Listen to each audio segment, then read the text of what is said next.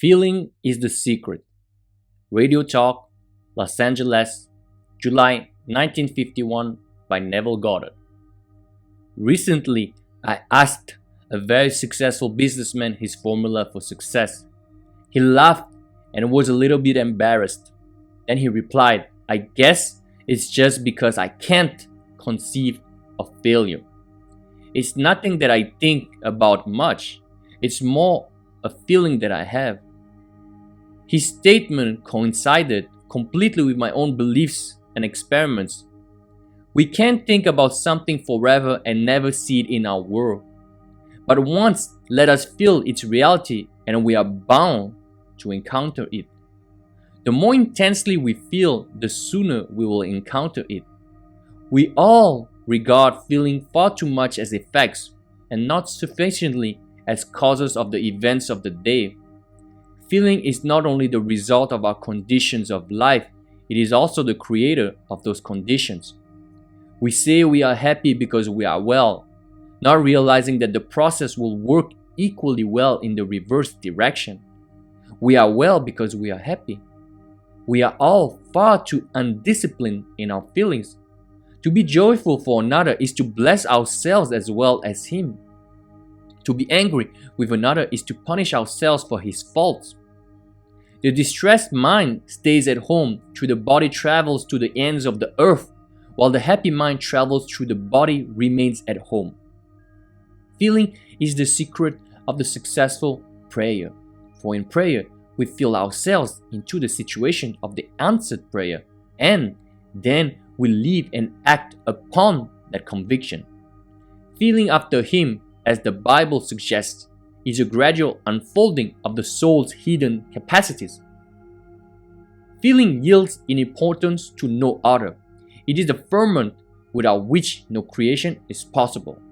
All forms of creative imagination imply elements of feeling. All emotional dispositions, whatever may influence the creative imagination, feeling after him has no finality. It is an acquisition increasing in proportion to receptivity, which has not and never will have finality. An idea which is only an idea produces nothing and does nothing. It acts only if it is felt, if it is accompanied by effective feeling. Somewhere within the soul there is a mood which, if found, means wealth, health, happiness to us. The creative desire is innate in man. His whole happiness is involved in this impulse to create. Because men do not perfectly feel, the results of their prayers are unsure, when they might be perfectly sure.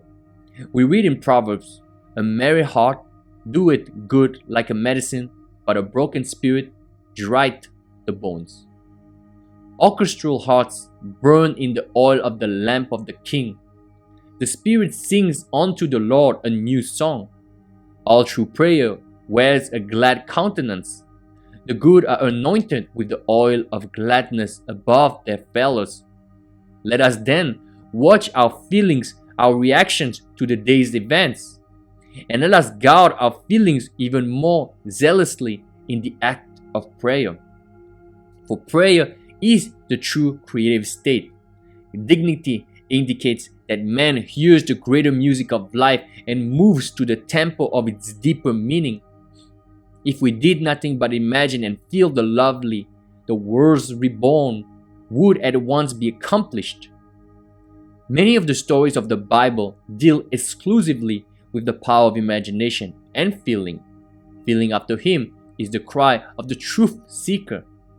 Only imagination and feeling can restore the Eden from which experience has driven us. Feeling and imagination are the senses by which we perceive the beyond. When knowledge ends, they begin. Every noble feeling of man is the opening for him of some door to the divine world. Let us measure man not by the height of their cities, but by the magnificence of their imaginations and feelings. Let us turn our thought up to heaven and mix our imagination with the angels. The world that moves us is the one we imagine, and not the world that surrounds us. In the imagination lie the unexplored continents and man's great future adventure. This consciousness of non-finality in feeling after God has been the experience of all earnest Godward feelers. They realize that the conception of the infinite has constantly deepened and expanded with experience. Those who endeavor to think out the meaning of the experience and to coordinate with the rest of our knowledge are the philosophic mystics. Those who try to develop the faculty in themselves and to deepen the experience are the practical or experimental mystics. Some, and among them the greatest, have tried to do both. Religion begins in subjective experience. Religion is what a man does with his solitude, for in solitude we are compelled to subjective experience. It is of the religious attitude that I shall speak next Sunday morning. This will be the last Sunday morning I shall take the service for Dr. Bailey's this season. The service is held at 10:30 at the Fox Wilshire Theatre on Wilshire Boulevard, near La Cienega. A true religious attitude is man's salvation.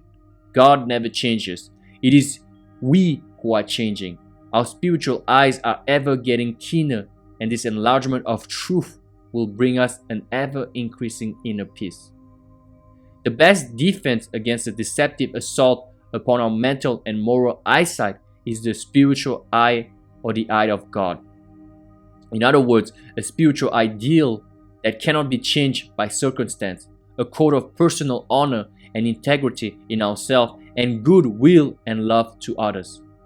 Not what thou art, nor what thou hast been. Behold that God with his merciful eyes, but that thou wouldst be. Through the veins of the humblest man on earth runs the royal blood of being. Therefore, let us look at man through the eyes of imaginative love, which is really seeing with the eye of God. Under the influence of the eye of God, it is the ideal that rises up out of the actual as water is etherealized by the sun into the imagery cloudland. Things altogether distant are present to the spiritual eye. The eye of God makes the future dream a present fact. Not 4 months to harvest. Look again. If we persist in this seeing, one day we will arise with the distance in our eyes, and all the staying stagnant nearby will suddenly be of no importance. We'll brush it aside as we pass on to our far-seen objective. The man who really finds himself cannot do otherwise than let himself be guided by love. He is of too pure eyes to behold iniquity. Our ability to help others will be in proportion to our ability to control and help ourselves. The day a man achieves victory over himself, history will discover that to have been a victory over his enemy. The healing touch is in an attitude, and one day man will discover that one governs souls only with serenity. The mighty surrenders itself fully on to the most gentle, recognizing the world and the power of feeling. Let us pay strict attention to our moods and attitudes. Every stage of man's progress is made through the exercise of his imagination and feeling. By creating an ideal within our mental sphere, we can feel ourselves into this ideal image till we become one and the same with it, absorbing its qualities into the very core of our being. The solitary or captive can, by the intensity of his imagination and feeling, affect myriads so that he can act through many men and speak through many voices.